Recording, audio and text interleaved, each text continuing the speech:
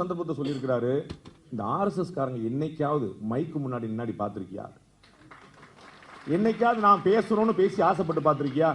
தலைவரோட போட்டோ எடுக்கும்போது பின்னாடி பார்த்திருக்கியா? கிடைச்ச இடத்துல வந்து படுத்து கிடைச்ச சாப்பிட்டு வச்சுட்டு அவ்வளவு பெரிய தியாகம் பண்ணிட்டு இருக்காங்கன்னு அண்ணன் வசிஷ்டர் வாயால பிரம்மரிஷி பட்டம் வாங்கின மாதிரி அண்ணன் திருமாவளவன் வாயாலே வந்து ஆர்எஸ்எஸ் வந்து அவ்வளவு பெரிய பட்டத்தை வாங்கியிருக்கு.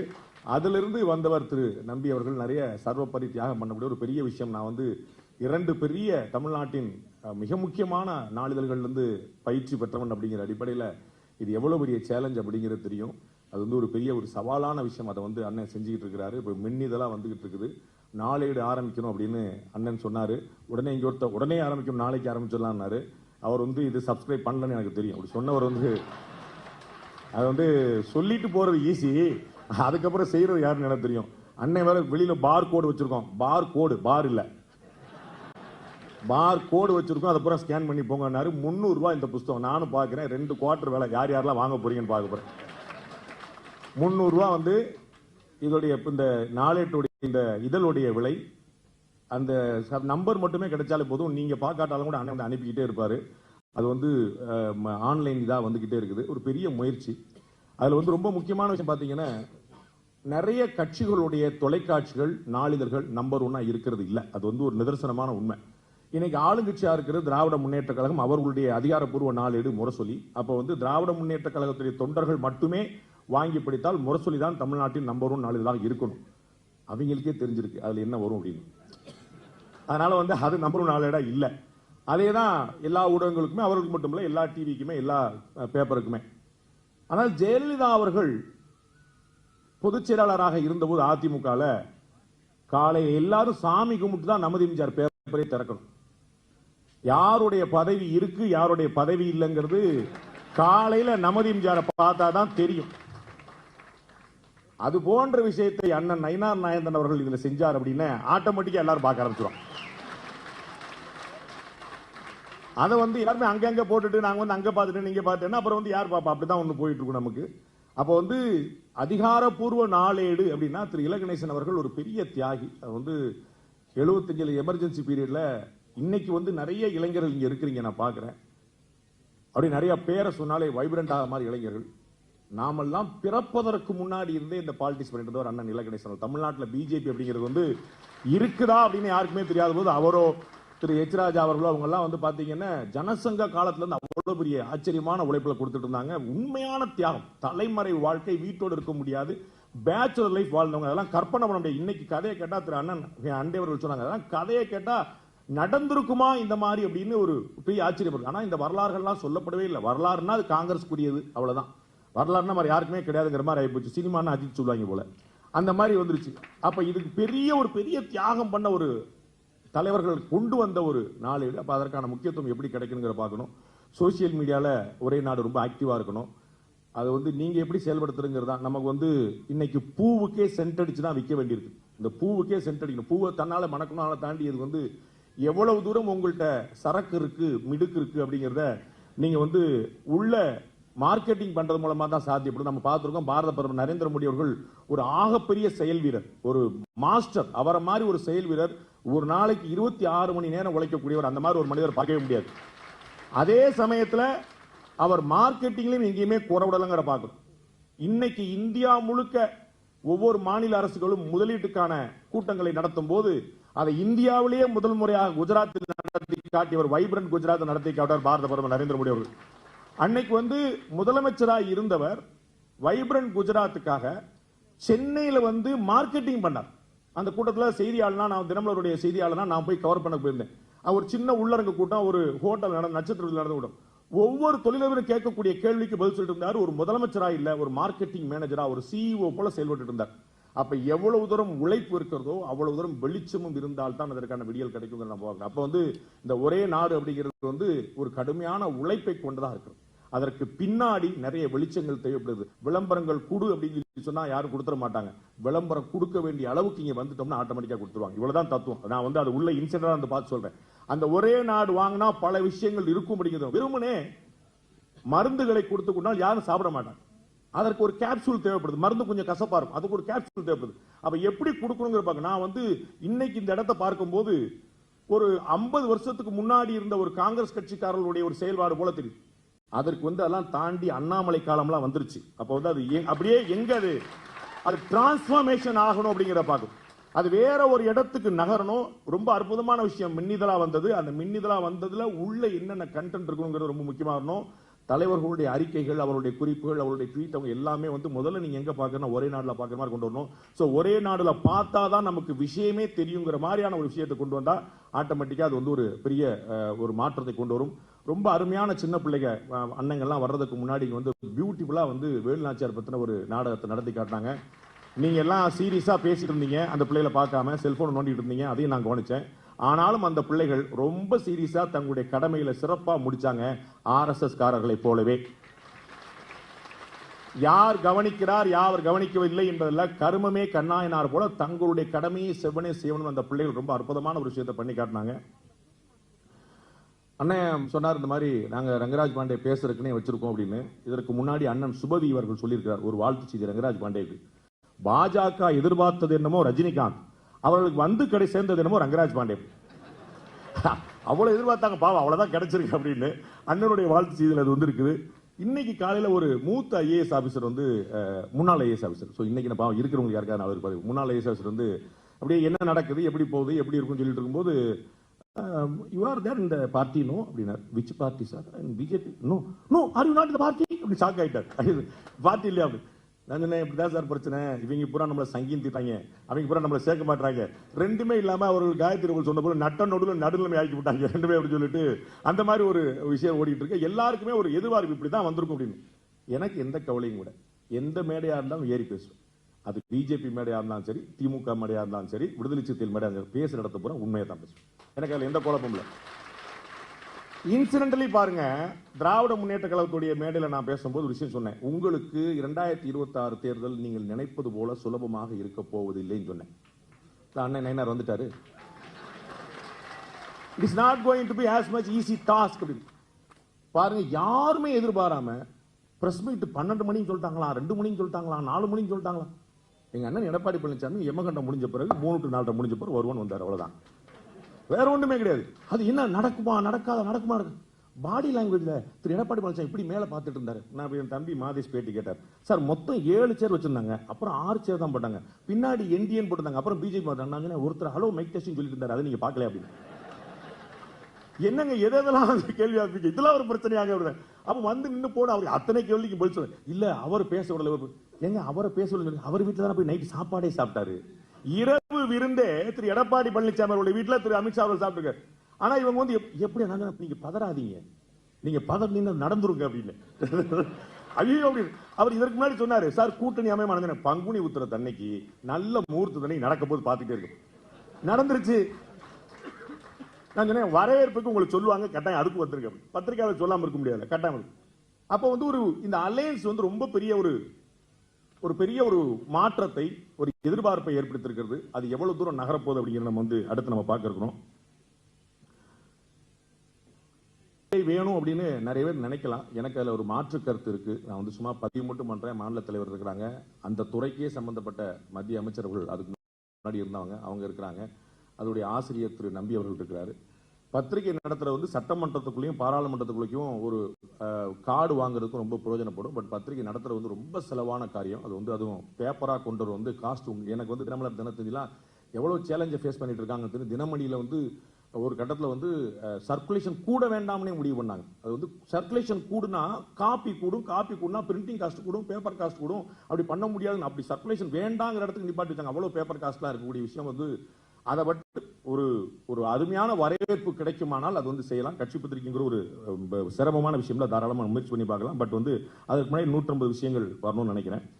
திரு முருகன் அவர்கள் ஒரு ஆச்சரியமான ஒரு செயல் வீரர். நிறைய இந்த இடத்துல வேல் யாத்திரையை கொண்டு தமிழ்நாட்டில் பிஜேபிக்கு வேற ஒரு எழுச்சியை நிதர்சனமாக கண்ணில் காட்டினவர். 2021 சட்டமன்ற தேர்தல் அவர் தலைமையில சந்திச்சு 4 சட்டமன்ற உறுப்பினர்கள் உள்ளே கொண்டு போய் காட்டினவர். அப்படி ஒரு ஆக்டிவான செயல் வீரராக இருக்கிறார். அவரும் அது மாதிரி தான் நிறைய பேச மாட்டார். அவருடைய ஆக்ஷன்ஸ் எல்லாருமே தெரிஞ்சிருக்கும். அதே போல எங்கள் அண்ணன் நயினார் நாயந்தர் பேச்சுக்கா அறியப்பட்டவர் அல்ல. அவர் ஒரு செயல் வீரர். அவர் பெரிய பெருந்தன்மைக்கு சொந்தக்காரர். எனக்கு தெரிஞ்சு எந்த ஒரு புதிய தலைவரும் முந்தைய தலைவரை இவரை போல புகழ முடியாது. திரு அண்ணாமலை அவர்கள் பாஜகவின் சொத்து அப்படின்னு வேற எந்த தலைவருக்காவது வாய்ப்பு இருந்தா சொல்லியிருப்பாங்களா அப்படின்னு சொல்ல முடியாது. அந்த அளவுக்கு வந்து பணிவும் அடக்கமும் தன்னுடைய குணமாக கொண்டிருக்கக்கூடியவர் திரு நயினார் நாகேந்திரன் அவர்கள். அது மட்டும் இல்ல, எங்க நெல்லை சீமையை சேர்ந்தவர். அழகன் பிரேம்ல அப்படி போட்டோ போட்டீங்கன்னா அப்படியே வந்து அதை அட்ராக்ட் பண்ணிடும். அண்ணன் வந்து அதனால தான் எதிரில் இருக்கிறவங்க கூட வந்து அவர்கிட்ட வந்து காயத்ரி அவர்கள் சொன்னது போல எதிர்க்க கூட சரிங்க நான் அன்பா பண்ணிடுறேன். ஏன்னா அப்படி எந்திரிச்சு நின்னா அப்படி ஸ்டைலா இருக்கு. அவர் வந்து எங்க ஊர் பண்ணையாரு, அதனால வந்து பிரம்மாண்டமான விஷயம். உபசரிப்புகள்ல அவர் அடிக்கிறதுக்கு ஆளே கிடையாது. அவ்வளவு அன்பு பண்பு, அவ்வளவு பெரிய இடம் வந்தாலும் ரொம்ப ஆச்சரியம் பாருங்க. எல்லா சமுதாயத்திலையும் வந்து ஒரு பெரிய நட்பு பாராட்டக்கூடியவர் வந்து திரு நயினார் நாகேந்திரன் அவர்கள். நான் திரு அண்ணாமலை அவர்களுடைய பாத யாத்திரையின் போது நான் ஒரு நாள் கவரேஜுக்காக நியூஸுக்கு நான் போயிருந்தேன் சாணக்கியால இருந்து. அப்போ வந்து அண்ணனுடைய பகுதியில் தான் அது நடந்தது.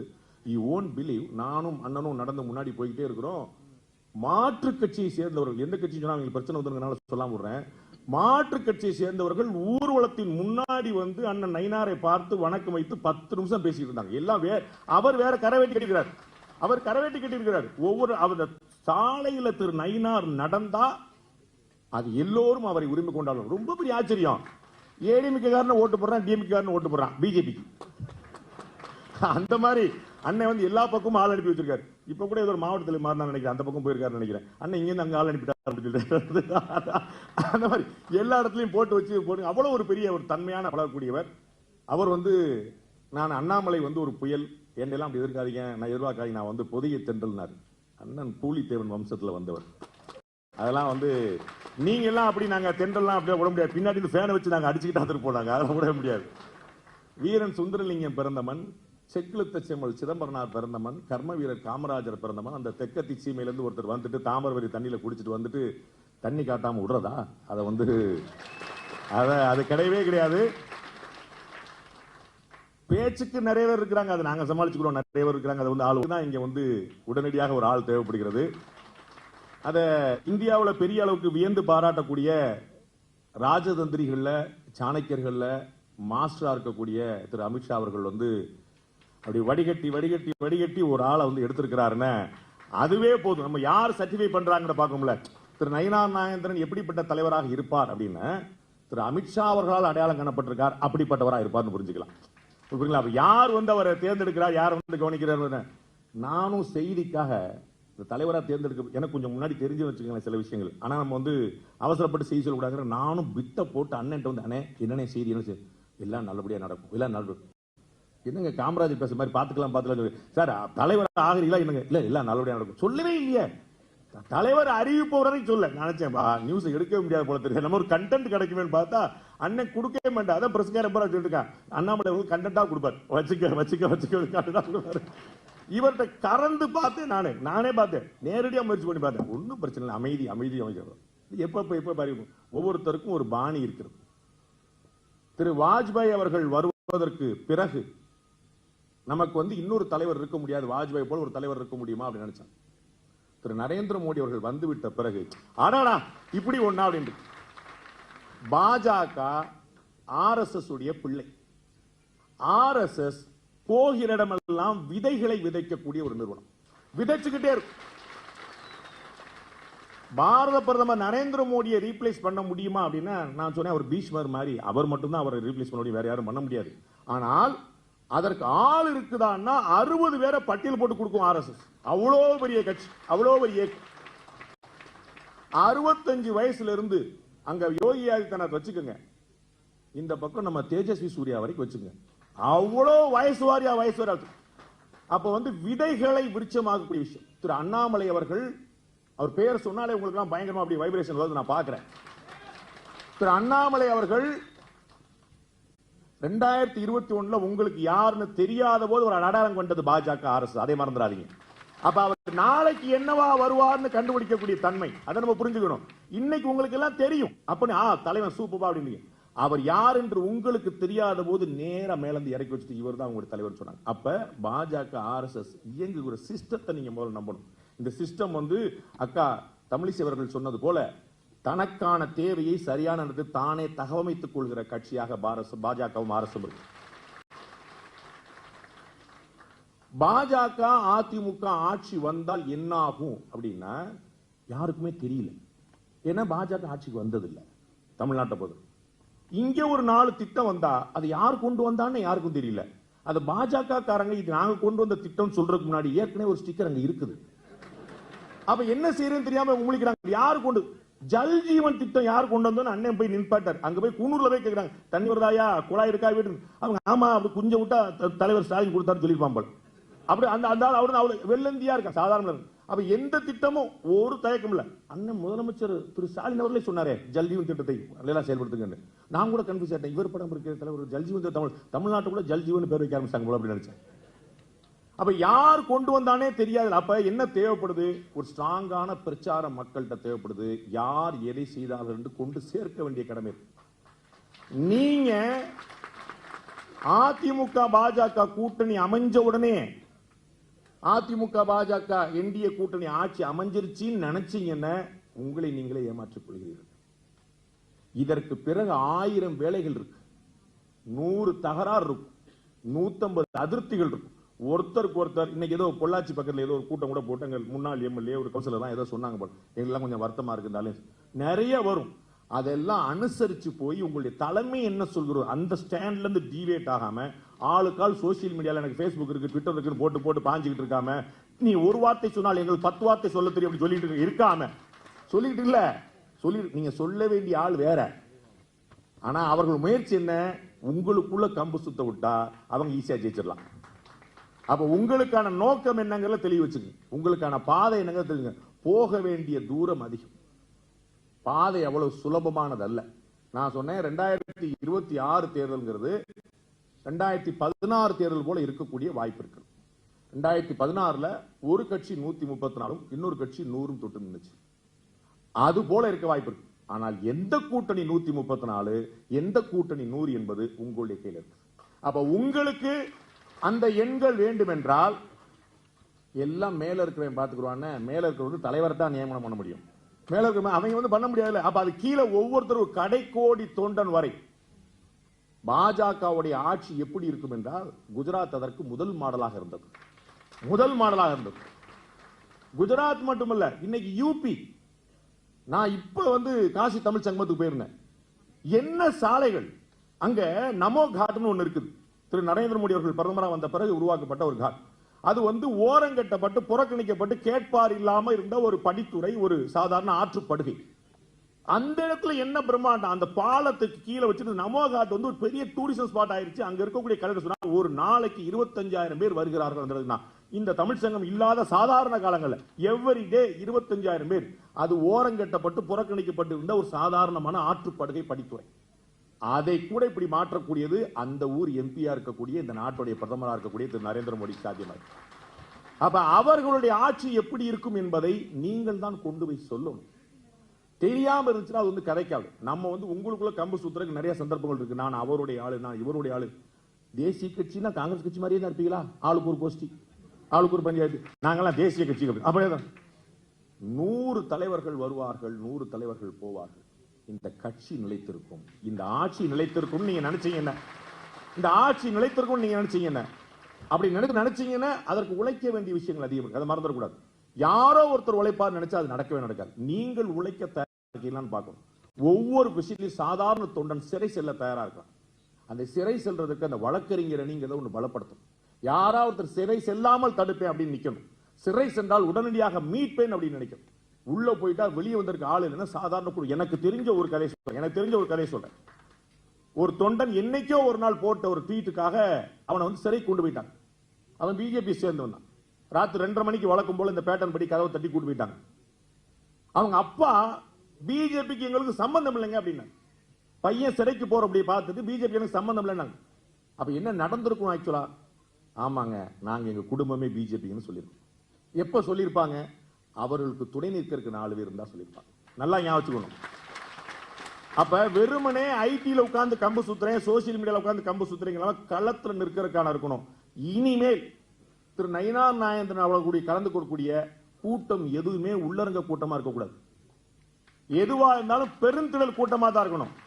என்னப்பா இந்த டிராபிக் ஜாம் ஆகி போச்சு, அந்த பக்கம் போக முடியல, நயினார் நாகேந்திரன் கூட்டமாப்பா சொல்லணும். பாஜக கூட்டமாப்பான்னு சொல்லணும். அப்படி இருந்தால்தான் அது 4 பேரால கவனிக்கப்படும். உள்ளரங்க கூட்டத்திலேயே வச்சுக்கிட்டு இருந்தீங்கன்னு வச்சுக்கோங்க, கட்சி எப்படி வெளியரங்கத்துக்கு கொண்டு போக போறீங்க? அப்ப அடுத்த கூட்டம் எங்க நடக்கணும் முடிவு பண்ணீங்க. அண்ணன் நயினார் அவர்கள் கலந்துக்கிறார், அண்ணன் முருகன் அவர்கள் கலந்துக்கிறார், எங்க நடக்கணும் பாத்துங்க. அப்ப நீங்கள் உங்கள் பிரம்மாண்டத்தை விஸ்தரித்துக் கொண்டே போனால்தான் அது வியப்பு ஏற்படுத்தும். அதிமுக இருக்கு, அவர்கள் துணை இருக்குது, நீங்க ஆட்சிக்கு வந்தலாம் நினைக்காதீங்க. அந்த அதிமுக நல்ல வேளை நம்ம கூட பாஜக இருக்குன்னு நினைக்கணும். அதற்கான வேலை நீங்க பார்க்கணும். அதுக்கு நீங்க பார்த்தா தான் நடக்கும். நல்ல வேலை ஏடிஎம்கே நம்ம வந்து பிஜேபி அலைன்ஸ் வச்சுட்டோம், ஏடிஎம்கே அப்ப அந்த அளவுக்கு கொண்டு போகணும். அவங்க பார்த்துட்டோம்னு சொன்னா that is not going to easy game. அண்ணன் நயினார் நாகேந்திரனுக்கு பெரிய டஃப்பான டாஸ்க் காத்திருக்கு. எத்தனை தொகுதியில் முதல்ல முடிவு பண்ணும். அந்த நம்பர் வாங்குறதுக்குள்ளே வந்து தாவுத்து. எங்க அண்ணன் எங்க அண்ணன் எடப்பாடி பழனிசாமி வந்து காலமாட்டிலே பால கறந்துருவார். பயங்கர டஃப் நெகோசியேட்டர், பயங்கர டஃப் நெகோசியேட்டர். சாதாரணமா அவர்கிட்ட நீ ஒரு விஷயத்தை வாங்கிட முடியாது. அண்ணன் நயினாருக்கு நிறைய பழக்கம் இருக்கு, இன்னும் நிறைய பழக்கம் வரப்போகுது. எவ்வளவு தொகுதிங்கிறது சேலஞ்ச், எந்தெந்த தொகுதிங்கிறது சேலஞ்ச். அப்புறம் உள் ஒதுக்கீடு வேற இருக்குது. எங்க அண்ணனுக்கு, எங்க கூட வந்தவங்களுக்கு, கூடவே நின்றவங்க, அப்படி தாவு தீர்ந்து போகும். அப்ப அவ்வளவையும் தாண்டி ஒரு முடிவுக்கு வரும்போது எந்த முடிவாக இருந்தாலும் நீங்கள் விரும்புகிறதா இருக்கணும் அப்படின்னு நினைச்சு ஆளாளுக்கு வேலை பார்த்தீங்கன்னா ஒரே நாடு தமிழ்நாடு, இந்த பத்திரிகை எல்லாமே ஒன்றாகும், நன்றாகும். வணக்கம்.